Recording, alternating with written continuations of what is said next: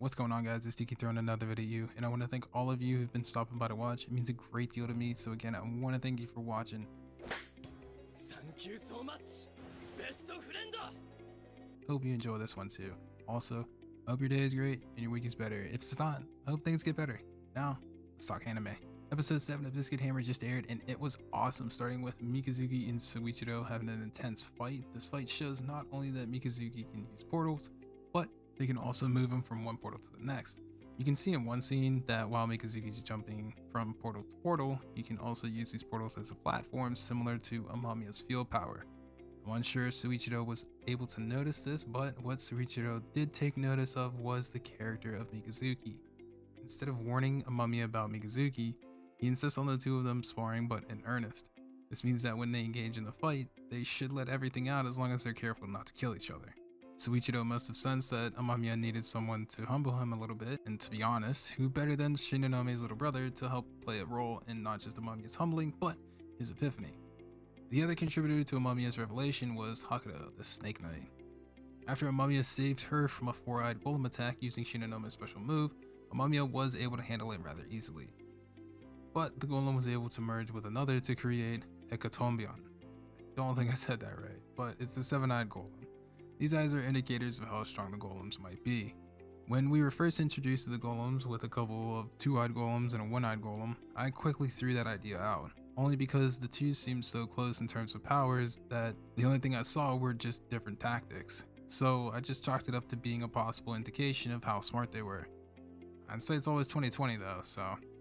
But back to Amamiya's revelation, he arrived just in time to hold off the golem until Sumidere shows up, being Hakuto's life, using the move Shinonome wished Amamiya to have.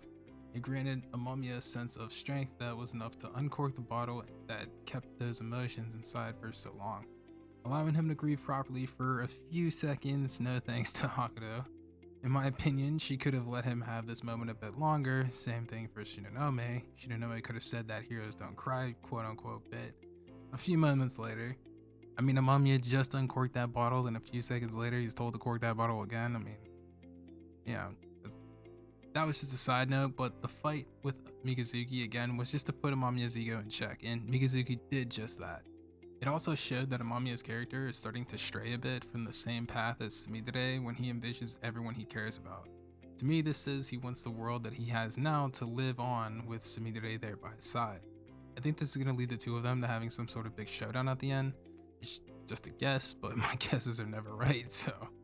Now on to the next big news. This is the introduction of all the Beast Knights and Animus. We do not know too much when it comes to Animus, only that he had to use the combination of two golems to complete a spell that opens a gate to the world of Amamiya. The names Anima and Animus are extremely similar, so I would imagine that Anima and Animus are brother and sister, or they're somehow related.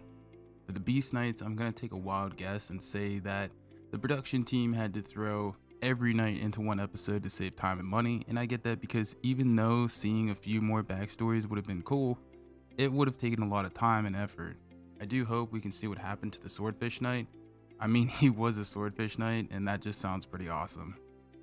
I assumed we would have a knight that would be just outright opposed to helping in any way, but it seems the rest of the Beast Knights are on the same page rather quickly. It's odd. One quick mention is how Amamiya just passes the next two knights walking on the street. That to me was some great storytelling right there. But after Amamiya's coincidental encounter, Sumidere tells Amamiya to gather everyone because she wants to address all the knights as the princess.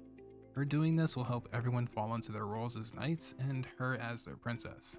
Once they all gather, Sumidere and Amamiya are walking up a staircase, and they stop when Sumidere asks Amamiya an important question.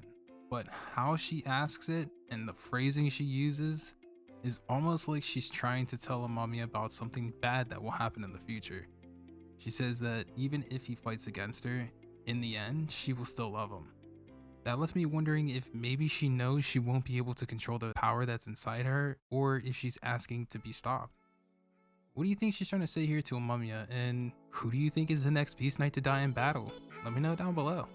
It's tough to say what I have right now if you're like me and haven't read the manga, so we'll have to wait and see on the next episode of Lucifer and Biscuit Hammer.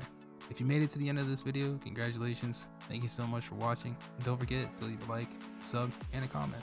Most importantly, have a safe, happy, and hydrated day. We'll talk anime in the next one. Later.